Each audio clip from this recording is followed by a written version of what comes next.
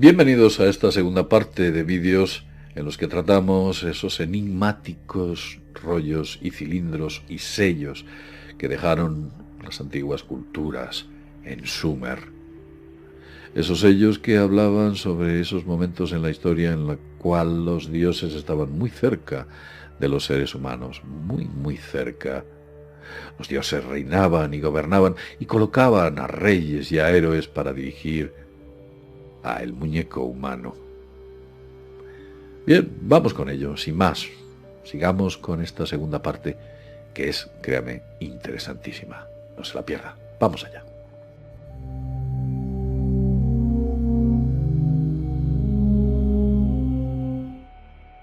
Esta escena es muy interesante, tiene ni más ni menos que unos 2600 años de antigüedad. Como podemos ver, la obra es mucho más refinada, más trabajada y más elaborada, pero sí que nos entrega datos sobre la cosmología o cosmogonía que tenían estos antiguos dioses y estos antiguos reyes. Vamos a ver qué es lo que dice.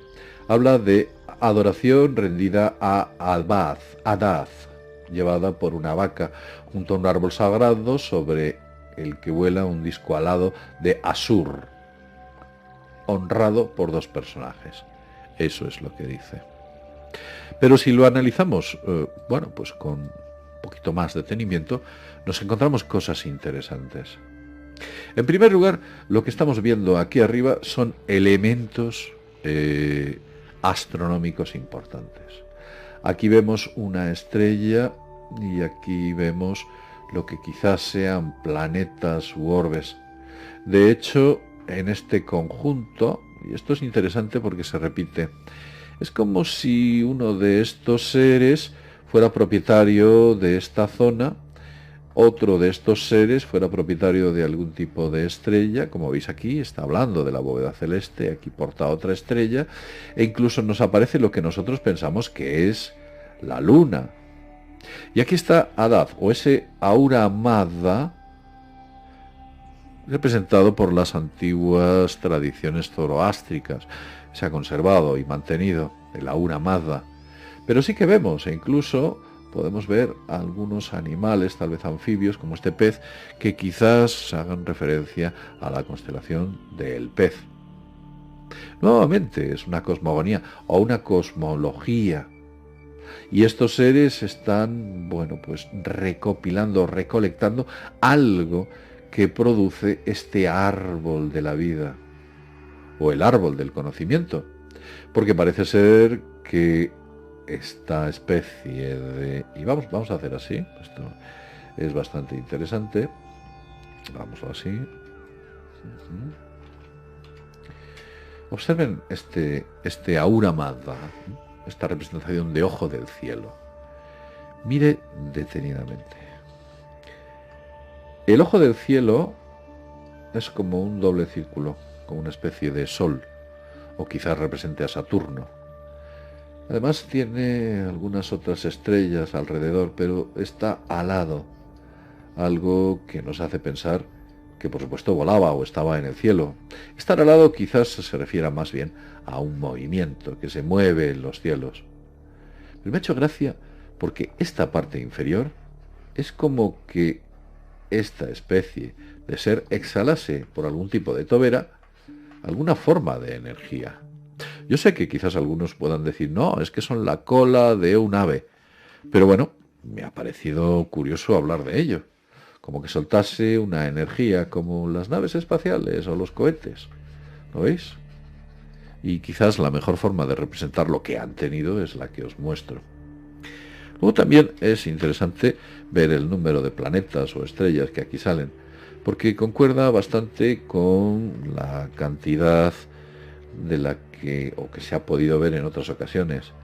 Vemos aquí un conjunto de 7 mundos, tal vez aquí 8, la luna, el sol y algunos otros mundos, como pueda ser este que aquí aparece. ¿Cuántos habían conocido en la representación si nos ceñimos a que son mundos?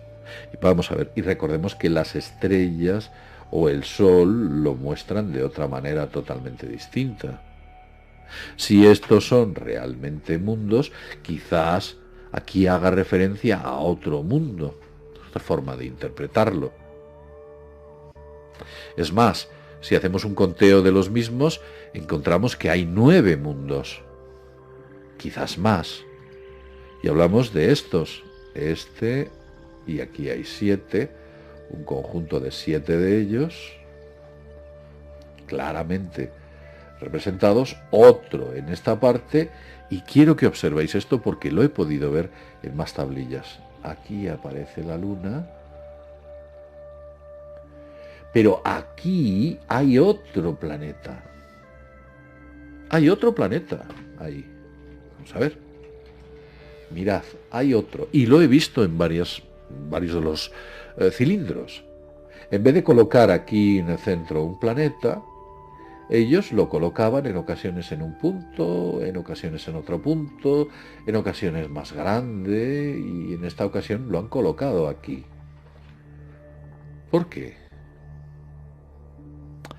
Bien, dejemos de especular, pero sí que nos da pie a pensar de que esta gente tenía un conocimiento mucho más allá de lo que quizás la arqueología tradicional haya podido coger. Sigamos este interesante recorrido. Vayámonos a esta otra pieza. Esta pieza es muy interesante. Fue una pieza creada hace unos 3.700 años aproximadamente y descubierta en Siria. En ella, y según la descripción, bueno, pues no nos entrega mucha información. Dice que está que es dueño del Estado, etcétera. No nos entrega demasiada información, pero lo mejor que podemos hacer es analizarla y ya verás qué sorpresas encontramos en ellas. Vamos allá. Aquí está la pieza. ¿Dónde está la sorpresa? Como veis, no va más allá de una serie de lo que parecen soldados, un rey, nuevamente el escorpio. Recordemos que los antiguos dioses de Egipto, los dioses predinásticos, uno de ellos se llamaba el dios escorpión, o quizás el último de su serie. Y vemos en numerosas ocasiones a ese escorpión. Miradlo porque está aquí. Se repite mucho. Una constelación, un símbolo, un logo, representaba a alguien, una dinastía, Escorpio, en el cielo.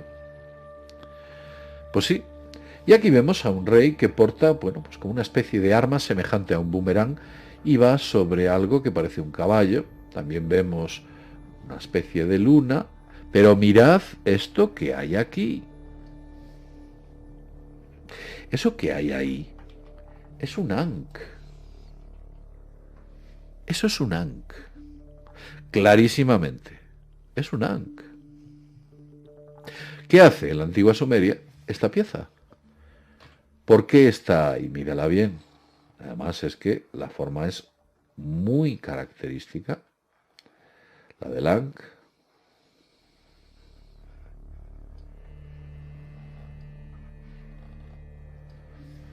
Es un ankh. ¿Por qué? Cerca de ese dios. Aparece en más sitios. Vamos a ir para atrás.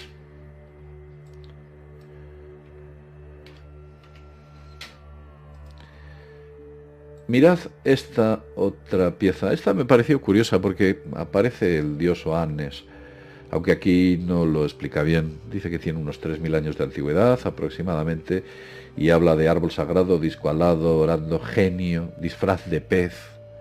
Por el amor de Dios, disfraz de pez. Pero ¿quién ha hecho, quién ha creado la descripción de estas tablillas? Pájaro posando. Esto no es un pez, es el dios Oannes. Vamos a ello y vamos a mostraroslo de manera más clara. Aquí. Aquí está. Bien. Así. Es Oannes. Este de aquí. ¿Se ve? Veámoslo así. Y se puede ver clarísimamente. Ahí está. Que se parece muchísimo a Nommo. Oannes, Nommo. Un montón. Una estrella, un pájaro que lleva algo en el pico. Veis que el pájaro porta algo del pico. Y está sobre un bopal, o un opal. Qué curioso, ¿no? Mismo símbolo. Un águila. Como veis. que lleva algo en el pico y está sobre algo que parece un cactus. El mismo símbolo, la leyenda de la fundación de México DF. México. De hecho está en su escudo, en el escudo de México.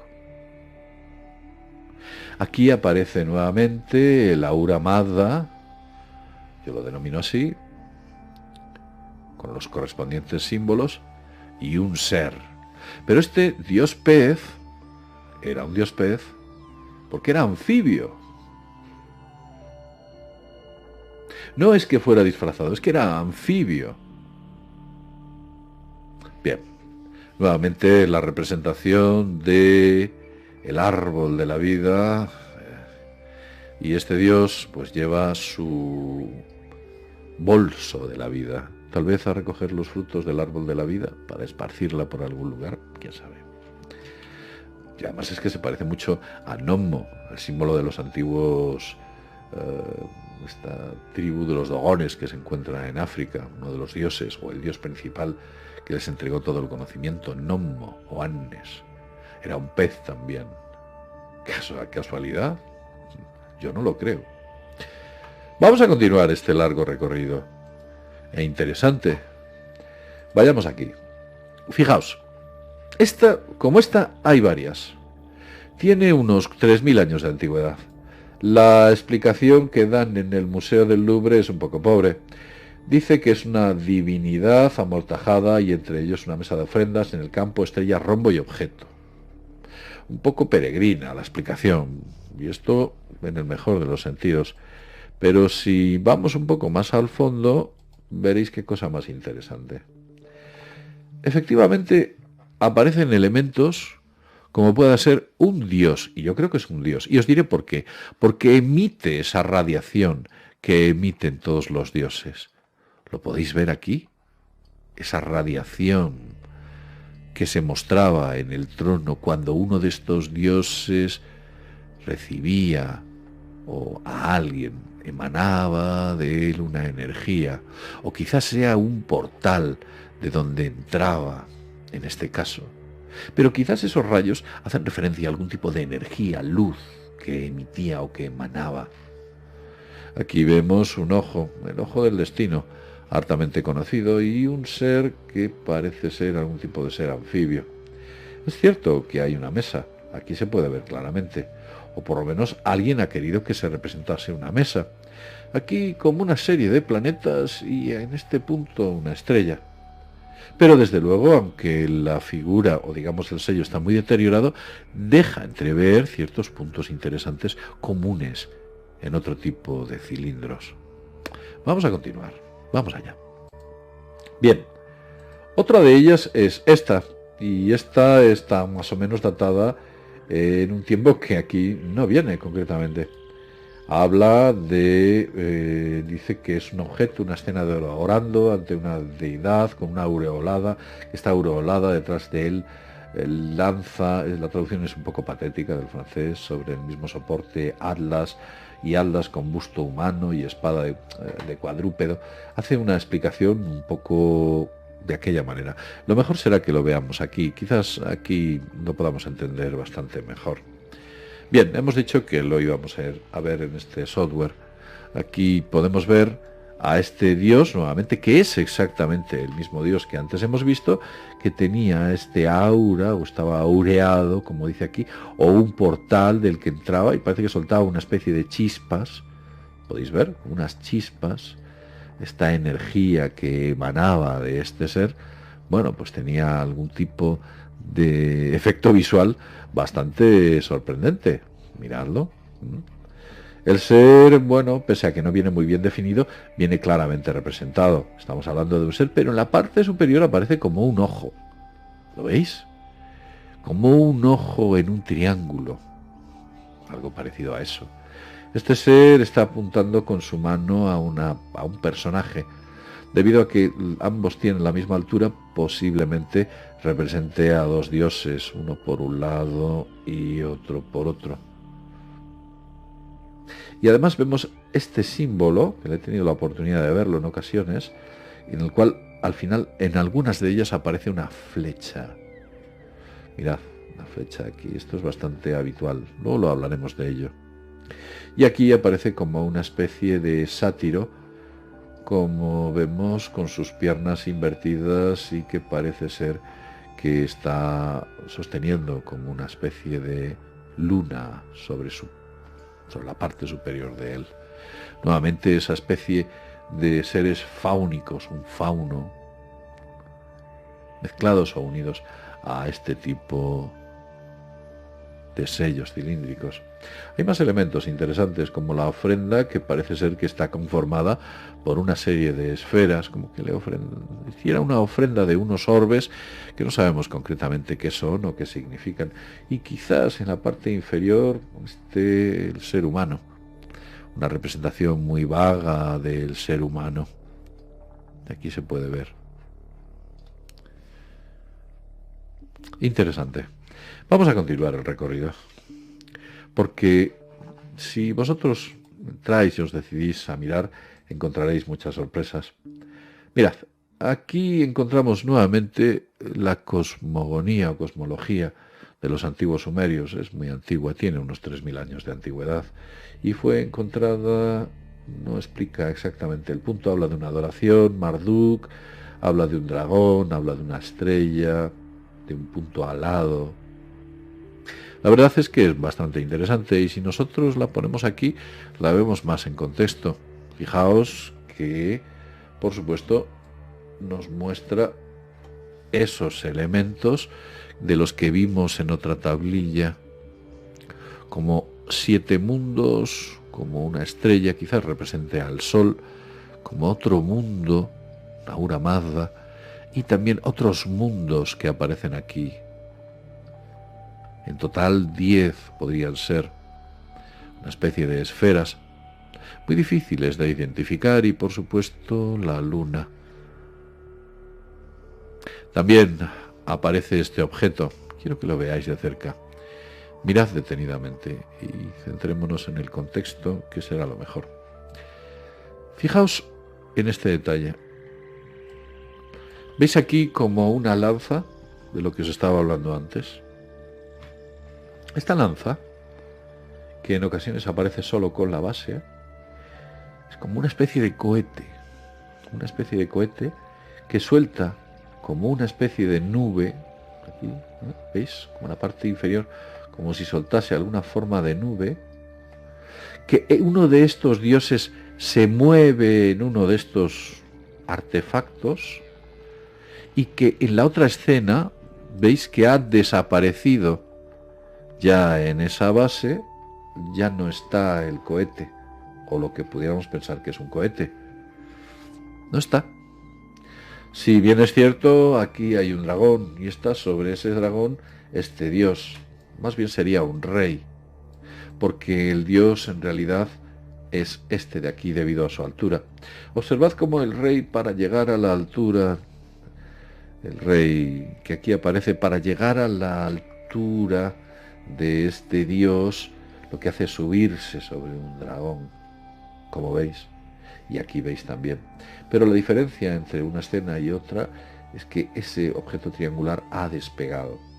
Puede ser una interpretación, por supuesto, pero sí que nos parece interesante pensar que esto que exhalan algunas cuestiones quizás no sean adornos, quizás sea el humo de la tobera de algún tipo de artefacto que tenían para desplazarse. ¿Quién sabe? Bien, vamos a continuar el recorrido. Vámonos a otro sitio. Vamos a ir aquí. Este es un interesantísimo sello cilíndrico. En él aparece un archiconocido héroe, ni más ni menos que Gilgamesh. Sí, ahí está Gilgamesh y algunas cosas interesantes que os vamos a hablar de ellas. Tiene 4000 años de antigüedad, y esto se encontró en las tumbas de Ras en Shamra, pone ahí concretamente. Habla de un rey bendecido por una serie de figuras, un grupo principal, imberbe, tiara, ovoide, en fin, no da unas explicaciones muy concretas. Lo mejor es que nos centremos e intentemos explicar nosotros qué es lo que aquí parece que se está viendo. Pongámoslo aquí y hagamos una pequeña reducción. Fijaos nuevamente lo que aquí aparece. Lo que aquí aparece es nuevamente el Ankh. Miradlo, está aquí, el Ankh. Eso es un Ankh. O eso es lo que yo pienso que es un Ankh. ¿No? Vamos a verlo. ¿Lo veis? El Ankh. Esta pieza es un Ankh. Por consiguiente, la adopción del Ankh por parte del Antiguo Egipto no es nueva. Y aquí vemos como dos ríos. Un río en una parte y otro río en otra parte. Como que esta escena se produjese en dos ríos. Y aquí vemos, como hemos dicho antes, a Gilgamesh. Gilgamesh. En una de sus, bueno, pues laureadas victorias sobre los leones, que nos recuerdan bastante a Hércules. Además, podemos ver algo interesante al respecto. Si observamos detenidamente, vamos a hacerlo así, vemos que esta especie de sacerdote tiene algo aquí, como una pieza, bajo este árbol, o sobre este misterioso árbol, y esta diosa, que es una deidad, quizás sea Ishtar, esta diosa tiene las manos en esta posición. Observad las manos en esta posición y me he querido centrar en esta idea. He tenido la oportunidad de leer que el ser humano tiene tendencia a saludarse, se da la mano o se abraza. Parece ser, y coger esto con puntillas, que en otros mundos el hecho de dar la mano o hacer este tipo de cosas no es habitual, es una rareza. Lo normal en otros mundos es levantar las manos así y poner las manos sobre el pecho o sobre alguna parte de la otra persona. Poner las manos así, que es exactamente lo que está haciendo esta figura que aparece aquí, quizás sea Ishtar. Interesante. ¿De dónde cogieron esa tradición? Aunque en teoría está bendiciendo, efectuando una bendición, que es algo que también lo hacen en muchas religiones, bendecir así, con las manos, de esa misma manera. Como veis, es muy antiguo. Quizás se genere alguna forma de energía, porque incluso en la palma de la mano de lo que podemos ver aquí, aparece como algo que tiene la posición. ¿Lo veis? Interesante. Bueno, vamos a ir hacia adelante y vamos a continuar este largo recorrido de explicación. Esta me ha parecido interesante, es un cilindro que tiene 2500 años de antigüedad. No es de los más antiguos, pero sí que ya con el paso del tiempo la capacidad de hacerlo con más definición, bueno, pues ha sido muy lograda o muy perfeccionada. Ha llegado a un grado de perfección muy importante. Y esta tablilla habla de una figura sentada en un taburete delante de él, orando con cabeza descubierta. Habla de alguien, bifronts, sosteniendo una balanza. La traducción es que es un poco patética. Pero quizás lo mejor que podamos hacer es observarla aquí. Aquí la vamos a observar. Vamos a borrar esto y vamos a verla aquí. Mirad detenidamente. Un dios y un ser humano, quizás un rey. Aunque no está tocado, lleva como una especie de mitra en la cabeza. Y veis aquí una deidad bicéfala, que nos recuerda a Jano, bastante. Tiene una báscula, que nos recuerda bastante a Anubis, y en esa báscula está pesando algo, pero no es algo sobre la vida y la muerte. Lleva como un león en un lado, el león concretamente está en este punto, y algo que es difícil de identificar se encuentra en el otro punto. El rey le está dando explicaciones a este dios, y Dios parece que se siente benevolente, incluso le ofrece algo que beber, y está en una posición tranquila. Como veis, también se puede ver que es un dios porque tiene aislamiento. Aunque ya es una época tardía y los dioses ya no emiten esos rayos que emitían los antiguos dioses. quizás debido a que esa capacidad o esa posibilidad fue perdida en algún momento en concreto. Pero es como una especie de negociación. Yo te doy esto y tú me das valor o fuerza, que es lo que representaría el león. Eso es lo que a mí me da que entender. Y entonces aquí hay una deidad como una especie de inteligencia artificial que decide que el intercambio es correcto. Esto que me ofreces vale esa fuerza o ese coraje que me pides. Es una explicación plausible, una hipótesis. Yo creo que así es, pero desde luego pienso que esto es una deidad. Una deidad ya, como ya he comentado, en las últimas etapas o estadios de la antigua cultura. Vamos a continuar, no queda mucho. Cosas muy interesantes que podemos ver aquí. Bien, y hasta aquí esta segunda y última parte.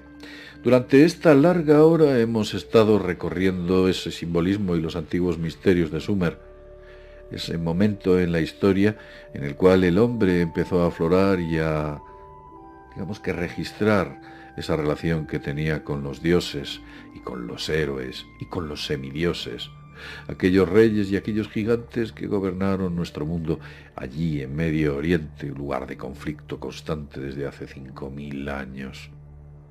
Tal vez no se eligió ese punto por casualidad, y tal vez esos conflictos no sean por casualidad. ¿Se han ido aquellos dioses o siguen entre nosotros escondidos? ¿Ese conocimiento se ha perdido o hay grupos que conservan ese conocimiento, ese poder y esa magia y la utilizan para sus propios fines? Grupos que intentan borrar la historia como pueden para conservar y detentar ese conocimiento. El conocimiento es poder, un axioma hartamente conocido. Hemos desvelado buena parte de ello y seguiremos trabajando en todo este tipo de cuestiones que nos parecen francamente interesantes y que nos desvelan el pasado, ese pasado que tenemos que conocer para intentar no repetirlo en el presente. Siempre decimos que debemos aprender de los errores del pasado, pero lo que hacemos única y exclusivamente es recircularlos una y otra vez. Lo dejo en este punto. Espero que el vídeo o los vídeos os hayan gustado. Y sin más, desde mundodesconocido.es nos vemos en el próximo vídeo programa. Hasta pronto.